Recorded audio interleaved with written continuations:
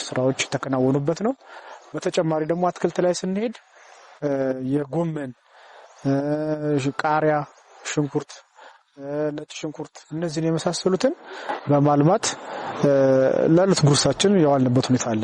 በተለይ ደግሞ እኔ በአዲስ አበባ ደረጃ ተቋማትን በመጠቀም የሥራ ዕድል ፈጠራ ተሰርቷል።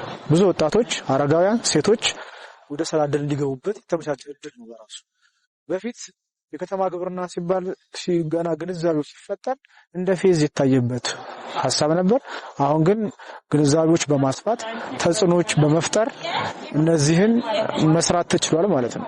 አጠቃላይ ማልማት የተቻለበት ሁኔታ አለ። ትርፍ ተገኝቶበታል። ብዙዎች በዚህ የከተማ ግብርና ስራ ላይ ሰፋፊ ስራዎችን በማከናወን ተጠቃሚ ሆነዋል ማለት ነው። ስለዚህ እኔ እዚህ የለውጡ ትሩፋት አንዱ እማኝ ነኝ። በከተማ ግብርና ዙሪያ የተሰራው ስራ በ6 ዓመት ውስጥ ጽሕፈት ቤቱ ከተዋቀረ ጀምሮ የተሰራው ስራ ሰፊ ነው። ይሄን ይመስላል። አመሰግናለሁ።